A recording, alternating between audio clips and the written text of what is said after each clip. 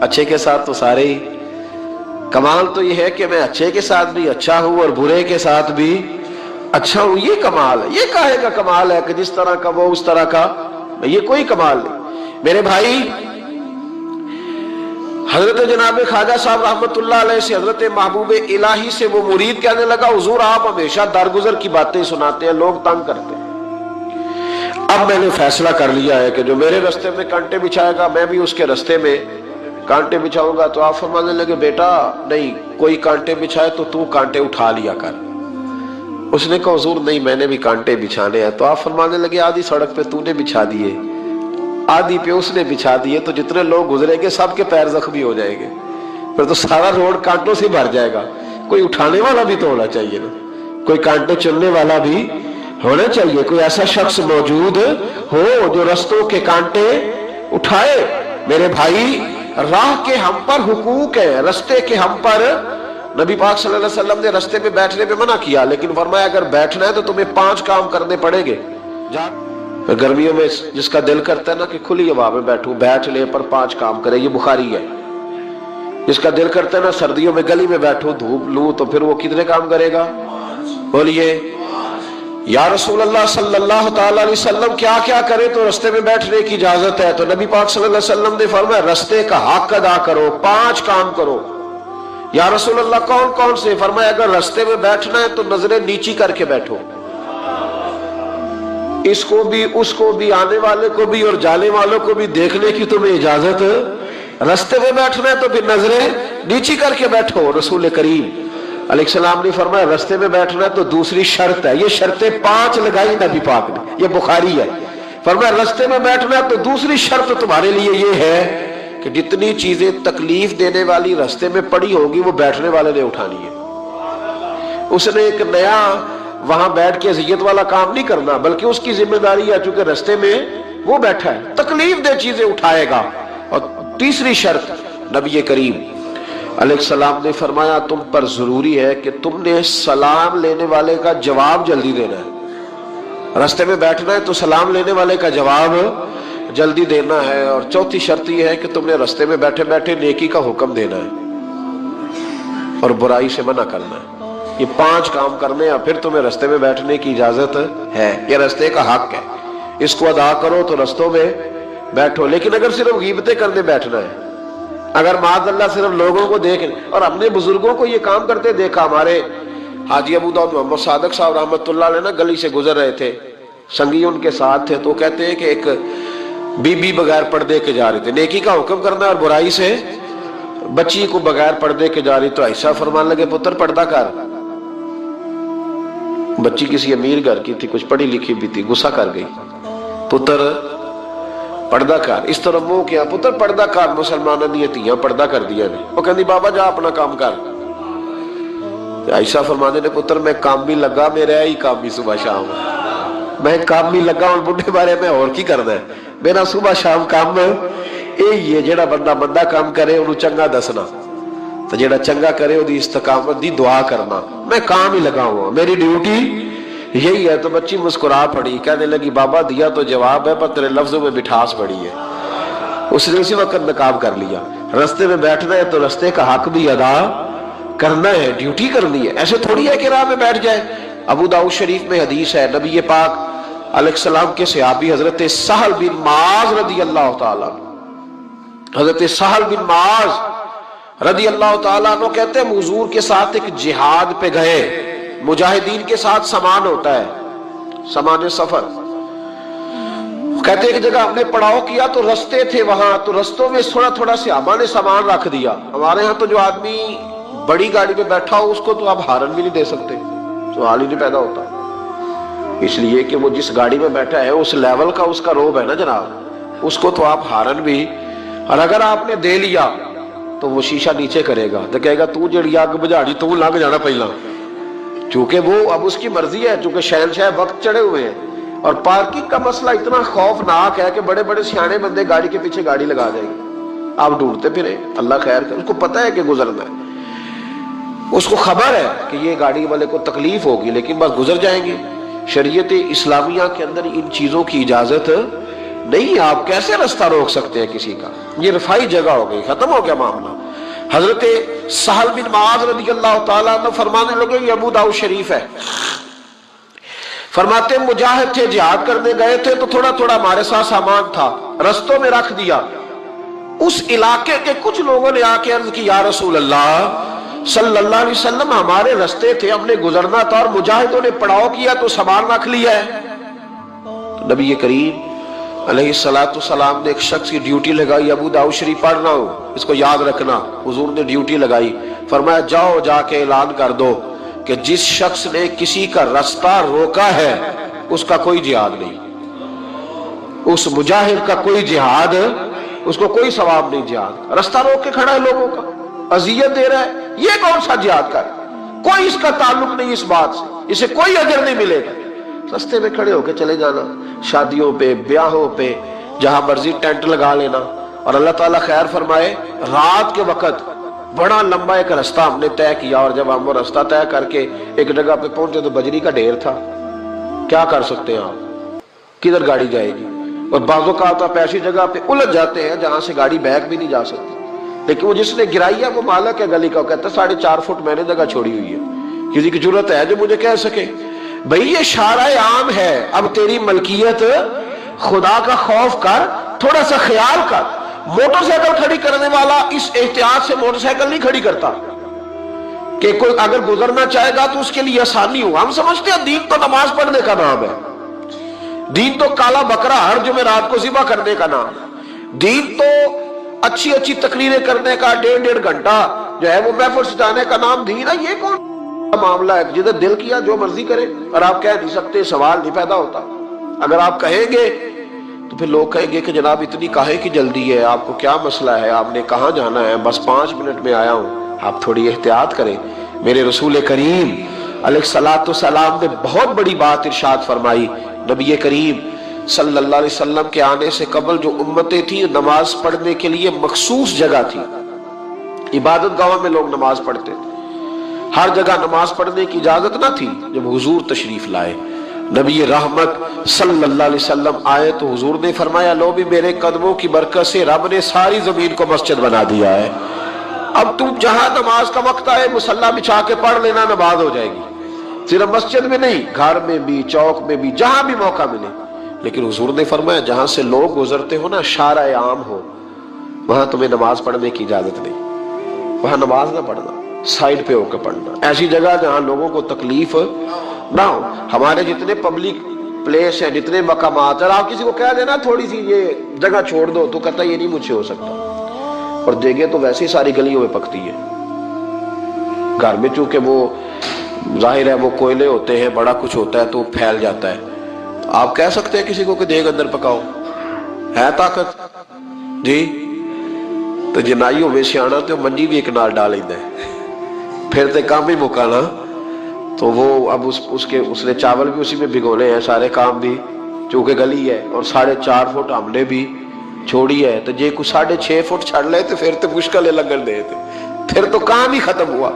بھائی دین یہ کہہ رہا ہے کہ تو یہاں نماز ادا نہ کر، اس لیے کہ لوگوں نے یہاں سے گزرنا ہے، اور تو نے یہی دیگ رکھوا لی اور دیگ دے دی اللہ کے نام پہ، اور سارے مسلمانوں کو لائن میں لگایا ہوا ہے، تکلیف ہو رہی ہے کہ گزر نہیں سک رہا، لیکن چونکہ اللہ کے نام پہ دینی ہے، لہذا کسی شخص کی طاقت نہیں کہ وہ بنا بھی کر سکے۔ چیزوں کو دیکھیں، ان کو غور کریں۔ یہ جس دین کے میں اور آپ ماننے والے ہیں، اس دین میں حسن ہی بڑا ہے، اس میں تو وقار ہی بڑا ہے، اس میں تو پیار ہی بڑا ہے، اس میں تو وہ رعنائی ہے، اس میں تو وہ برکت ہے، اس میں تو وہ قرار ہے کہ انسان کی روح ٹھنڈی ہو جاتی ہے۔ جیسے جیسے الحمدللہ ہم دین پڑھتے جاتے ہیں نا، ہمارا یقین اور مضبوط ہوتا جاتا ہے، ایمان میں اور پختگی آتی ہے، یار اتنا کرم، اتنی عطا، اتنا حسن۔ حضرت ابو سفیان رضی اللہ تعالیٰ عنہ مکے کے سرداروں میں سے اکیلے تھے جو بوڑھے ہو گئے تھے اور مکے میں رہ گئے تھے، بڑے سردار تھے۔ کلمہ بھی انہوں نے فتح مکہ کے بعد پڑھا۔ جناب عمر فاروق کا زمانہ جب آیا تو حضرت عمر گئے مکہ مکرمہ۔ حضرت عمر فاروق رضی اللہ تعالیٰ عنہ جب پہنچے نا دوبارہ اپنے دور میں، تو جا کے مکے والوں سے پوچھا کوئی مسئلہ تو نہیں، تو انہوں نے کہا حضور ایک مسئلہ ہے۔ حضرت ابو سفیان کی حویلی کو جو رستہ جاتا ہے نا، اس رستے میں کچھ جگہوں پہ پانی گزرتا تھا تو انہوں نے بڑے بڑے پتھر رکھ کے نہ تو رستہ بنا لیا. تو اب ہمارے لیے یہ مشکل بن گیا کہ ہم گزر نہیں سکتے. تو حضرت عمر فاروق فرمانے لگے کہ تمہیں انہیں کہنا چاہیے تھا کہ حضور ڈر لگتا تھا. کہا نہیں. فرمایا چلو تمہیں لگتا ہے مجھے تو نہیں نہ لگتا. حضرت ابو سفیان ویسے بھی بڑے تھے, برادری کے بھی بڑے تھے, عمر میں بھی بڑے تھے, پر حضرت عمر پہنچ گئے, دروازے پہ دستک دی. وہ باہر آئے تو کہا جناب یہ روڑے پتھر آپ نے رکھے ہیں رستہ بنانے کے لیے؟ کہاں. تو فرمانے لگے پھر باہر آئیے ذرا, اٹھانے بھی آپ نہیں ہیں, لوگوں کو تکلیف ہو رہی ہے. تو وہ میں ہوتا تو میں تو جھگڑا کرتا, میں ہوتا تو میں تو کہتا کہ میرا 4,500 ووٹ ہے, میرا تو جناب 5-6 ہزار آدمی میرے کہنے پہ ووٹ کاسٹ کرتا ہے, مجھے ہی کہہ دیا تم نے, مجھے ہی کہہ دیا یہ تم نے, اتنی جرأت, میرا قبیلہ, میری برادری, میرا یہ میرا وہ, یہ رستہ. بڑی داستانیں ہیں نا ہمارے پاس. وہ جو جس نے اپنی دکان کے آگے پھٹا رکھا ہوا اس کو آپ کہہ نہیں سکتے کہ تو نے غلط کیا ہے, حالانکہ شارع عام پہ وہ بیٹھا ہے, لیکن آپ منع نہیں کر سکتے, کہہ نہیں سکتے. جناب سیدنا عمر فاروق نے کہا حضور آئیے, اٹھانا بھی آپ نے. جناب ابو سفیان کیا بات ہے صحابہ کی. حضرت ابو سفیان فرمانے لگے حضرت عمر سے کہ ان لوگوں نے تو مجھے بتایا ہی نہیں, اگر یہ مجھے بتاتے تو آپ کو تکلیف نہ کرنا پڑتی. آپ نے فرمایا عمر میں اپنی بالکل توہین نہیں سمجھتا, رکھے میں نے ہیں تو اٹھاؤں گا بھی میں, بس ان لوگوں سے کہہ دو کہ مجھے اٹھاتے ہوئے دیکھتے بھی جائیں اور مجھے معاف بھی کرتے جائیں, تاکہ میری جو قیامت کی گواہی ہے وہ میرے حق میں درست ہو جائے. میں اٹھاؤں گا, میں تیار ہوں, ابھی اٹھاتا ہوں. یہاں جھگڑا ہوتا ہے, فساد ہوتا ہے, دنگا ہوتا ہے, سخت اختلاف ہے ہمیں بہت سارے حکومت کے رویوں سے. لیکن اگر کسی جگہ گورنمنٹ آ کے کہتی ہے کہ یہ جگہ سرکاری ہے, اسے چھوڑ دیا جائے, میرا خیال ہے یہ بات غلط ہے. ہلکا ہلکا بول رہے ہو جی. جگہ کس کی ہے؟ سرکار کی جگہ کا مطلب ہے کہ جگہ عوام کی ہے. تو جس نے پکا قبضہ کیا ہوا ہے اس کو اگر کہا جائے کہ اس کو کہتا میں 30 سال تو بیٹھا, یہ کیا ترجمہ ہوا بات کا؟ اگر تو تیری ہے, تیرے پاس اس کا کوئی پروف ثبوت ہے تو ٹھیک ہے, پھر آپ بیٹھے, اور اگر نہیں ہے تو پھر تو شریعت اجازت نہیں دیتی قبر بھی کسی کی جگہ میں بنانے کی. ہاں اگر آپ نے کسی کی جگہ پہ قبر بنا دی تو فقہ کا اصول ہے کہ وہ شخص کہہ سکتا ہے کہ اپنا ابا نکالو, میری ذاتی زمین ہے, آپ کو نکالنا پڑے گا. جب قبر بنانے کی اجازت نہیں ہے تو پٹا لگانے کی اجازت کیسے ہو گئی, دکان بنانے کی اجازت کیسے ہو گئی؟ لیکن ہمارے ہاں یہ مافیا ہے, ہم کہہ نہیں سکتے. وہ شخص ایک باقاعدہ پلان کرتے ہیں, وہ کہتے ہیں یہ کیسے ہو گیا, میں تو مجھے تو زمانہ بیت گیا. بھائی زمانہ, وہ ایک صاحب سے میں نے ایک دفعہ کہا کہ آپ کا وضو ٹھیک نہیں ہے, ٹکنے پہ پانی, تو کہنے لگے کہ مجھے 40 سال ہو گئے نماز پڑھتے, میرا وضو ٹھیک نہیں. تو میں نے ان سے کہا کہ چاچا جی یہ وضو کا تعلق علم سے ہے, تجربے سے نہیں, کہ تجربہ بڑا ہو گیا تو لہذا میرا کام ٹھیک ہو گیا. اس کا تعلق علم سے ہے, تجربے سے اس کا تعلق. تو آپ ساری عمر کرتے رہے, پر صحیح کریں گے تو پھر ہی صحیح ہوگا نا, سیکھ کے کریں گے تو ٹھیک ہوگا. ہم تجربے کی بنیاد پر اور وقت کی بنیاد پر کہتے ہیں میں ٹھیک چل رہا ہوں, ایسا کبھی نہ کریں. بھائی ان چیزوں پر خاص توجہ دے. امام احمد بن حنبل رحمت اللہ علیہ کے پاس ایک شخص پڑھنے آیا کرتا تھا, تو امام صاحب بڑی محبت کرتے تھے, بڑا پیار کرتے تھے, شفقت کے ساتھ. یہ زیادہ محبتیں اور شفقتیں کئی دفعہ ان کا بڑا امتحان دینا پڑتا ہے. آپ 4 دفعہ ہنس کے بولتے ہیں تو سامنے والا کہتا ہے کہ اب جیسے میں کہوں نا آپ کو ویسے ہی کرنا پڑے گا, چونکہ آپ پورے 4 دفعہ ہنس کے بولے. تو اگر آپ سختی دکھاتے تو پھر وہ کہتے ہیں کہ ان کی اخلاقی رویہ ٹھیک نہیں ہے. تو یہ مشکل ہوتے ہیں نا مرحلے, دنیا میں سے بچ کے نکلنا تھوڑا سا مشکل کام ہے. حضرت امام احمد بن حنبل کے پاس ایک شخص تعلیم حاصل کرنے آتا تھا, تو آپ بڑی محبت فرماتے تھے, پیار کرتے تھے, شفقت کرتے تھے. 3 سال وہ پڑھتا رہا. پھر ایک وقت ایسا آیا کہ امام صاحب نے نا اس کی طرف سے توجہ ہٹا لی. اس نے نا گھیمتے شروع کر دی دائیں بائیں, کہنے لگا جی لگتا ہے اب کچھ زیادہ لوگ آ گئے, اب ذرا پیار ہو گیا, اب ذرا یہ ہو گیا, دائیں بائیں ہلکی پھلکی باتیں. جس طرح انسان کے کمزور رویے ہوتے ہیں وہ کرنا شروع کر دیتا ہے, ہماری کمزوریاں ہوتی. دائیں بائیں اس نے باتیں شروع کر دی. اس کو امام غزالی نے لکھا ہے. تو امام احمد بن حنبل رحمۃ اللہ تعالی علیہ کو پتہ چلا, تو آپ نے اس کو بلایا اور بلا کے فرمایا مجھ پہ شکوہ تھا تو بات مجھ سے کرنی چاہیے تھی کہ دوسروں سے کرنی تھی. اس نے کہا حضور میں بڑی تکلیف میں ہوں, 3 سال آتا رہا ہوں اور آپ بڑی محبت کرتے رہے, تو اب آپ نے رخ ہی پھیر لیا ہے, بات کیا ہے؟ تو آپ فرمانے لگے کتنا عرصہ پڑھا تو نے میرے پاس؟ کہا 3 سال. فرمایا میں نے تجھے قرآن بھی سکھایا, حدیث بھی سکھائی, اخلاق بھی بتاتا رہا, اور کل تو نے اپنی دیوار پہ لیپا پوتی کی ہے، مٹی کی لیپا پوتی ہوتی تھی نا کچی دیواروں پہ، وہ کل تو نے اپنی دیوار پر لیپا پوتی کی ہے، اور گلی کے اندر اتنے اتنے بڑے گڑھے بنا کر تو نے مٹی اٹھائی ہے وہاں سے، یہ کچھ عرصہ پہلے، اور پھر مجھے کسی نے آ کے بتلایا، پھر میں دیکھ کے آیا ہوں قدِ آدم کے برابر تو نے زمین میں گلی میں گڑھے کھود کے سڑک پہ، اور تو نے اپنی دیواروں پہ مٹی لگائی ہے، تو یہ خیال نہیں آیا؟ وہ کہنے لگا حضور مہربانی کرے آپ مجھ سے راضی ہو جائیں اور مجھے پڑھانا شروع کریں۔ فرمانے لگے اگر 3 سال پڑھ کے تجھے اتنا بھی پتہ نہیں چلا کہ مسلمانوں کے لیے گلیوں میں گڑھے نہیں کھودنے، تو آگے پڑھ کے تجھے کیا پتہ چلے؟ 3 سال تعلیم حاصل کر کے بھی اگر تجھے سمجھ نہیں آئی کہ گلیوں میں مسلمانوں کے لیے کھڈے اور گڑھے نہیں بنانے، تو میاں آگے میں تجھے، اس لیے میں نے ذرا توجہ پھیر لی ہے کہ میری تعلیم کا تیرے اوپر کوئی اثر ہے تو میں کسی اور پہ نہ محنت کر لوں، اب کسی اور، چونکہ میرا تو مشن یہ ہے رسول اللہ کا دین پھیلانا، تو اگر تیری سمجھ میں بات نہیں آ رہی تو پھر میں آگے بھی نہ بڑھوں، پھر کسی اور کی طرف بھی نہ جاؤں، اس لیے میں نے اعراض برتا ہے، میں نے اپنی سمت کا تعین، اللہ کرے آپ کو میری بات کی سمجھ آئے، آمین تو کہہ دے، اللہ کرے آپ کو سمجھ آئے۔ اور بھائی اگر ایک پتھر پر پانی ڈالتے زمانہ بیت گیا، اس نے ایک قطرہ جذب نہیں کیا، تو پھر کیا بارش کیا کرے؟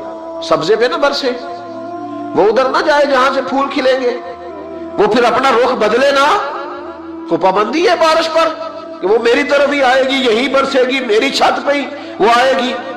کچھ لوگ رسم لیتے ہیں تبلیغ کو، رسم لیتے ہیں تربیت کو، اور کچھ ایسے ہوتے ہیں جو دور دراز سے آتے ہیں، پر دل کھول کے سینہ کھول کے آتے ہیں تو جھولی بھر کے جاتے ہیں، سیکھنے کا ماحول لے کے آتے ہیں، تو بات ہو جاتی ہے، کوئی آیا لے کے چلا گیا، کوئی عمر بھر بھی نہ ہوتا ہے نا میرے بھائی۔ اس لیے امام احمد بن حنبل کہنے لگے تو ابھی کھڈے کھودنے سے باز نہیں آیا، 3 سال میں تو آگے تو مجھ سے کیا لے گا؟ تو بھائی رستوں میں، چوکوں میں، چوراہوں میں ہم جو ظلم کرتے ہیں، جو زیادتی کرتے ہیں، جن چیزوں کو بغیر کسی سبب کے ہم رستے بلاک کر دیتے، ان چیزوں پر ہمیں توجہ دینی پڑے گی۔ اور پھر اس کے ساتھ ساتھ اگر کوئی چیز کسی کی موجود ہے، کسی جگہ پڑی ہوئی ہے، کسی نے رکھی ہوئی ہے، تو وہ اٹھانے کی بھی ہمیں اجازت ہے۔ اینٹیں مہنگی ہو گئی ہے، کافی مہنگی ہے نا جی ماشاءاللہ، اس لیے ہم لوگ گلیوں میں نہیں رکھتے۔ کیوں جی؟ ہمارے زمانے میں پاگل بھی وہ ہے جو روڑے اپنے گھر میں پھینکتا ہے۔ اب جو درویش ہے نا پاگل، وہ بھی روڑے اپنے گھر پھینکتا ہے، کسی کے گھر پھینکتا، چونکہ پاگل جو ہوا، عقل مند نہیں ہے نا، اس لیے کوئی چیز اٹھاتا ہے تو لے کے۔ اب گلی میں لوگ، یار عجیب بات ہے نا، یہ تکلیف والی بات ہے نا کہ اینٹ ایک 10-12 روپے کی ہوگی، کیا ہے وہ بھی ہم لوگ گلی میں رکھنے کو تیار نہیں ہوتے۔ باقاعدہ ایک صاحب نے مجھ سے کہا کہ اگر ادارے میں ہمیں آپ اجازت دے دیں تو چلو گیٹ شیٹ بند ہوتا ہے۔ یار اینٹوں کے لیے، اینٹوں کے لیے میرے رسول کریم علیہ السلام نے فرمایا تیرے لیے جائز نہیں اپنے مسلمان بھائی کی چیز استعمال کرنا جب تک کہ وہ اس بات پہ راضی نہ ہو، اگر وہ راضی ہے پھر تیرے لیے جائز ہے۔ اور ہم راضی بھی بڑے مشکل طریقے سے کرتے ہیں، ہمارا سٹائل بڑا اور ہے۔ جب کسی نے اینٹیں پھینکوا لی تو آپ آ گئے کہ 15 اینٹیں چاہیے، کیا کرے گا وہ؟ ہاں کہ نہ؟ نہیں صحیح دسیا جی، کیا کرے گا؟ انہیں آخنا پھر ان دیڑی ہی پیڑیاں نے۔ تو اب آپ کا کیا خیال ہے؟ بڑی خوشی سے دے رہا ہے، ہنس کے مسکرا کے دے رہا ہے، تو بھائی اتنی ضرورت تھی تو آپ موٹر سائیکل پہ جاتے کہ توڑا اینٹوں کا رکھ لاتے، کو ملتی۔ یہ کیا ہے کہ شارٹ ہے دنیا میں، ہم تکلیف دیتے ہیں۔ حضرت وہب ابن منبہ تابعی بزرگ ہے، وہ کہتے ہیں میرا ایک دوست تھا تو 70 سال زندگی اس نے گناہوں میں گزاری، پھر اللہ نے اسے توفیق دی تو وہ نیک ہو گیا۔ اور آپ فرماتے ہیں پھر اگلے 70 سال میں نے اسے واقعی نیک ہی دیکھا، اس نے وقت پہ نماز پڑھی، وقت پہ روزہ رکھا، اس نے وقت پر عبادت کی۔ پچھلے 70 سال کے گناہ بھی اس کے بڑے خوفناک تھے، اس میں ایسے ایسے بڑے پاپ تھے کہ اللہ علمان والحفیظ، اللہ بچائے۔ لیکن پھر جو اگلے 70 سال تھے وہ سونے بھی بڑے تھے، صاحب بھی بڑے تھے۔ پھر میں نے اسے فجر کی اذانیں دیتے بھی دیکھا۔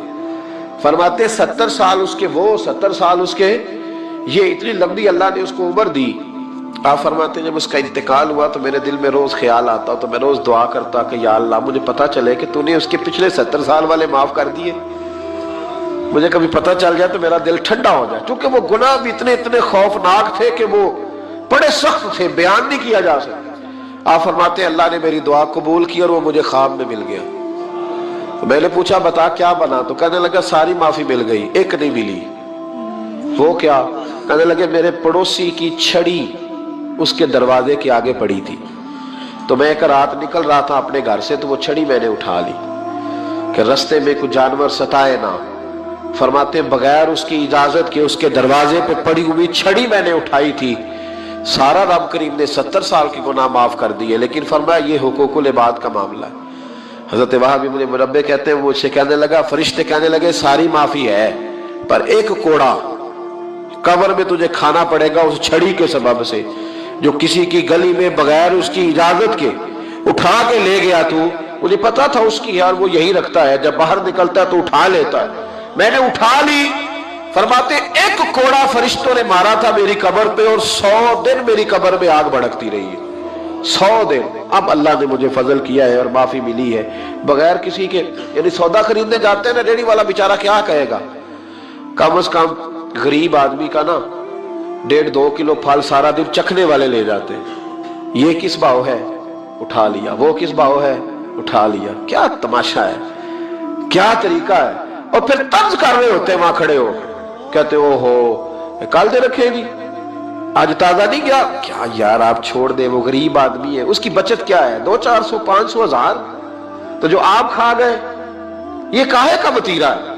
کس طرح کا یہ رویہ ہے؟ یعنی انسان چھوٹا محسوس ہوتا ہے اس طرح کے کام کرتے۔ یہ کوئی اس کی پہلوانی نہیں، یہ کوئی اس کی دلیری نہیں، کبھی بھی کوئی چیز۔ اور پھر یہ تو ہے کسی کی چیز، ایک ہے وقف کی چیزیں، وقف کی چیزیں جو وقف ہے بالکل۔ یہ ہمارے نہروں پہ درخت ہوتے ہیں تو یہ کس کے ہیں؟ یہ قوم کے ہیں۔ ہمارے لیے اجازت نہیں کہ ہم جائیں تو وقف چیز سے جا کے مسواک بھی اتار کے لے آئیں۔ کہ ناراض ہو گیا جی؟ یہ شریعت اس کی بھی اجازت، اگر حکومت وقت اعلان کر دے کہ عام ہے، جس کا دل چاہے کہ وہ چیز اتار کے لے جائے پھر تو ہے ٹھیک، لیکن اگر پابندی ہو کہ آپ نے ان کو اتارنا نہیں۔ ہم نے تو بہت سارے درخت تو ویسے ہی ختم ہو گئے ملک میں، کہیں کہیں رہ گئے، جس کا دل چاہا اس نے جہاں سے چاہا رات کو کاٹ لیا، ختم ہو گئی بات۔ وقف چیزوں کو تو ہم نے اپنی ملکیت سمجھ لیا ہے۔ مسجد کی چیز بھی اگر بیچی جائے گی تو ایک آدمی کو اختیار نہیں ہے، وہ کم از کم 3 لوگ بیٹھیں گے، 2 تو شرعی گواہ ہیں اور تیسرا وہ جو خریدے گا، تو وہ اپنی رضامندی سے، یعنی کوئی چیز اضافی ہو گئی، بڑا اے سی آ گیا تو چھوٹا اے سی بیچنا ہے، تب اس میں بھی کم از کم 2-3 لوگوں کی رائے کا ہونا ضروری ہے۔ ایسے کسی عام آدمی کو یہ کام کرنے کی اجازت؟ وقف کا مال جو قومی ہے، ہمارے ہاں تو لوگ حضرت مولا علی شیر خدا کرم اللہ تعالیٰ وجہ الکریم کے بارے میں ہے نا کہ ایک مسجد کو ایک آدمی کوفے کی جامع مسجد سے تیل نکال کے لے جاتا تھا۔ لوگ تیل رکھ کے جاتے تھے چونکہ بڑے بڑے چراغ مسجدوں میں جلتے تھے، تو جو لوگ جس طرح آج لوگ مسجدوں میں گلے لگے ہوتے پیسے ڈال جاتے، اس وقت تیل ڈال کے جاتے، وہ تیل نکال کے لے جاتا تو دلیل بڑی تگڑی دیتا تھا۔ بندے کہتے ہو تیل کی مسجد سے نکالتا ہے؟ تو کہتا ہے گھر بھی اللہ کا، بندہ بھی اللہ کا، تم کون ہوتے ہو پوچھنے والے؟ تو اب بڑی پکی دلیل ہے نا جی۔ وہ نیک روئے تھی، تابی صحابی لوگ تھے، وہ چپ کر جاتے۔ کسی نے حضرت علی سے کہا حضور یہ دلیل دیتا ہے، فرمانے لگے اب آیا تو مجھے بتانا۔